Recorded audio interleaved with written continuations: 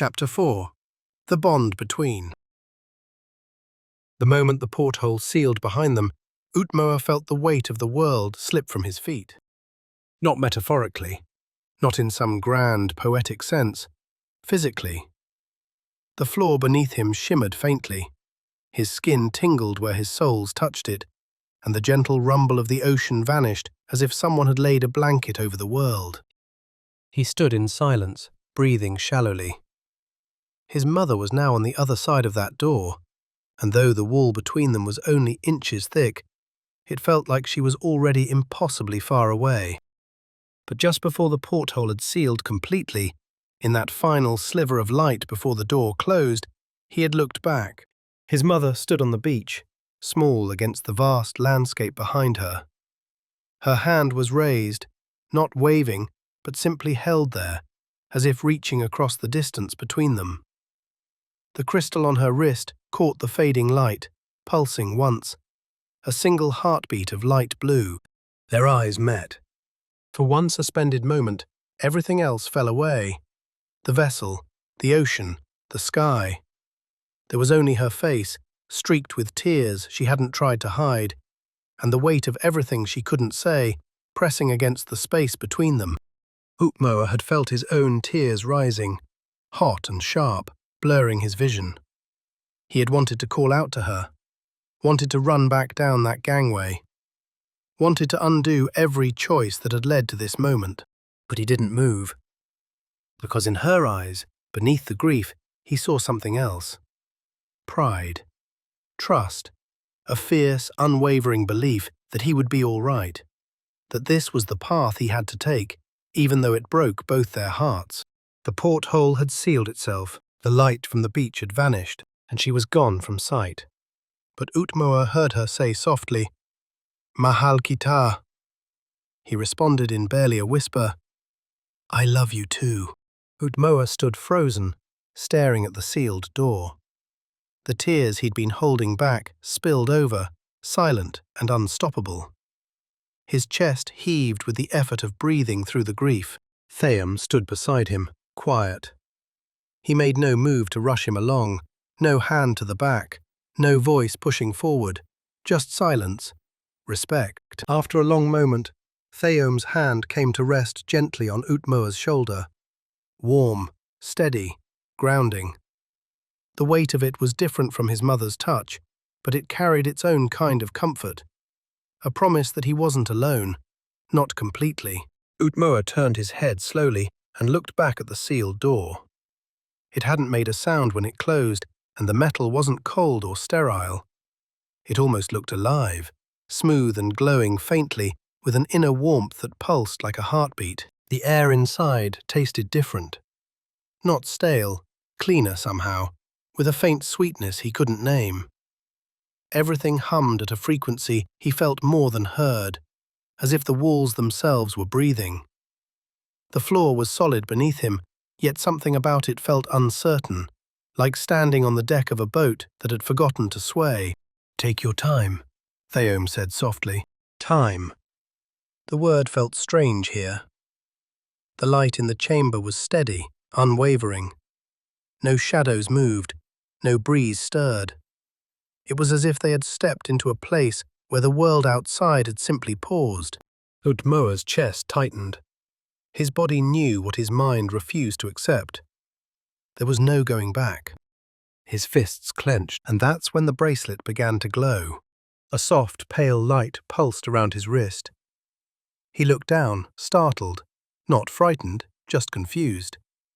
The glow was slow, almost rhythmic, like a breath. As he stared at it, he suddenly felt something.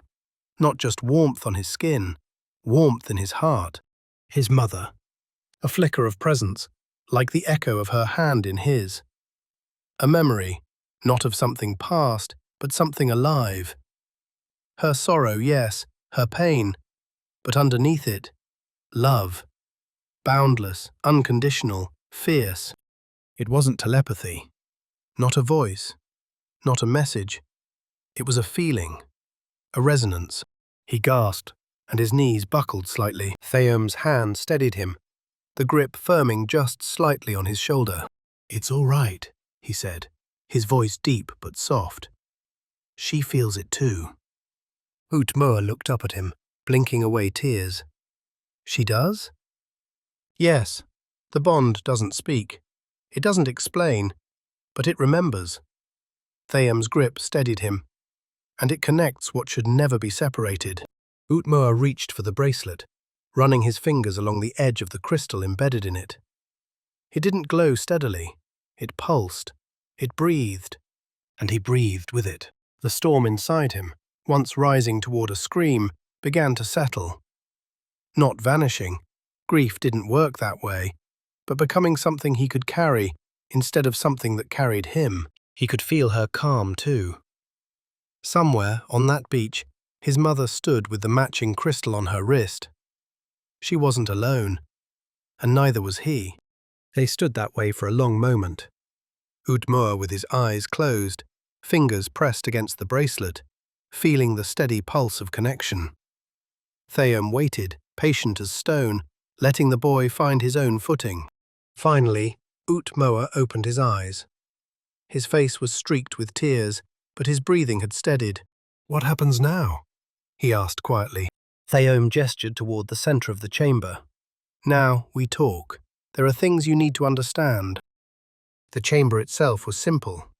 Smooth walls that curved gently upward, a floor that glowed with soft, ambient light, and a few low seats that seemed to grow organically from the floor itself. Everything felt intentional, but not ornate. Functional. Peaceful. Utmoah moved to one of the seats and sat, his legs dangling just above the floor. Thayum settled across from him, folding his hands in his lap. "You're very young," Thayum began. "I know this. The council knows this. That's why we're not going to rush you into anything." "But you said I have to go with you," Utmoah said. "Yes." Thayum leaned forward slightly. "You have 12 years, Utmoah. 12 years to learn, to grow, to prepare, to become ready." "Ready for what?" "To help us build a new world." The words hung in the air, too big to fit inside Utmoah's understanding. He frowned. "I don't know how to build anything." "Not yet, but you will." Thayum's expression softened. "Right now, all you need to do is come with us to Atlaseum. You'll live there. You'll be cared for. You'll have teachers, people who will help you understand things your island never could." "Will I ever see my mother again?" The question came out smaller than Utmoah intended, almost a whisper. Thayum didn't answer right away. When he did, his voice carried a weight Utmoah didn't fully understand. "You will see her again, but," he said honestly, "the future is uncertain. The bond you share will never break. Distance cannot sever it. Time cannot erase it." Utmoah looked down at the bracelet. It pulsed softly, as if reminding him it was still there. "What is Atlaseum?" he asked. "A city," Thayum said. "Unlike anything you've ever seen. It rises above the jungles and the valleys, held in place by forces your people once knew but have long since forgotten. It is a place of learning, of memory, of preservation." "Preservation of what?" asked Utmoah. "Of knowledge, of history, of the old ways that Solania has lost." Utmoah blinked. "Solania? That is the name of your world," Thayum explained gently. "The name it has always carried, even when your people forgot to speak it. Inahan Sakalibutan, the mother of the world, gave it that name long ago." The name felt strange and familiar at once, like a word half remembered from a dream. "Why did we forget?" Utmoah asked. "Because forgetting is sometimes easier than remembering," Thayum said. "Your people lived through great upheaval. Entire civilizations rose and fell. The land itself changed. Mountains became valleys, valleys became seas. In time, the stories faded. The names were lost. Only Atlaseum kept the memory alive." Utmoah tried to picture it. Mountains sinking, seas rising, whole worlds disappearing beneath the waves. It was too vast, too impossible. "Is that why you came to my island?" he asked. To remember, in part, Theom said. But mostly, we came for you. Why me? Theom hesitated, as if weighing how much to say. Because you carry something important, not in your hands or your mind, but in your spirit. Something the world will need again. I don't understand. You don't have to. Not yet. Theom smiled faintly. That's what the 12 years of preparation are for. Utmoah fell quiet, absorbing this. The chamber hummed softly around them. The light never changed. The air remained still. Will it hurt? He asked suddenly. Learning all this? Theom's expression turned sad. Sometimes, but you won't be alone. And pain is not the same as harm. They sat in silence for a while longer. Utmoah's mind churned with questions, but he couldn't find the words for most of them. Everything felt too big, too strange, too far from the simple rhythms of island life. Finally, Theom stood. There's something I'd like to show you. Utmoah rose from his seat, uncertain, and followed Theom to the center of the chamber. The older man raised his hand, and a section of the wall shimmered and changed, no longer opaque, but translucent, like looking through crystal-clear water. Utmoah gasped. Below them, far, far below, stretched the ocean. But not the ocean he knew. This was vast beyond comprehension, a field of deep blue broken only by scattered islands and distant clouds. And beyond the ocean's edge, curving gently against the black, was the rim of the world itself. We're... Utmoah's voice failed him. Above, Theom finished gently. Higher than any bird has ever flown. Higher than the tallest mountain. Utmoah stepped closer to the transparent section, his breath fogging faintly against it. The view was dizzying. He could see the shape of continents he'd never known existed, weather patterns swirling across distances his mind couldn't measure. And there, small, fragile, barely visible, was his island. That's home, he whispered. It is, Theom said, and it always will be, no matter how far you travel. The view was almost too much. Utmoah felt his stomach turn, not from fear, but from the sheer impossibility of it. The world was so much larger than he'd ever imagined, and he was so much smaller. Then Theom gestured again, and the transparent section shifted. Utmoah yelped as the view swung beneath his feet. The ocean suddenly directly below him, as if the floor had vanished. His hands shot out, grabbing for something solid, but there was nothing to hold. The floor was still there, he could feel it, but his eyes told him he was standing on nothing. It's all right, Theom said calmly. You're safe, I promise. Utmoah's heart hammered. He forced himself to breathe, to trust that the floor was real, even when he couldn't see it. The view swung again, eastward this time, away from his island, toward the distant horizon. That way, Theom said quietly, pointing, lies Atlaseum. Utmoah stared in the direction Theom indicated. He saw only clouds and the faint shimmer of distant landmasses. Nothing that looked like a city. Then the view faded. The transparent section became opaque once more, returning to the smooth, featureless wall. Utmoah blinked, disoriented. For a moment, he'd forgotten where he was, forgotten that walls could do such things. Why did you show me that? He asked.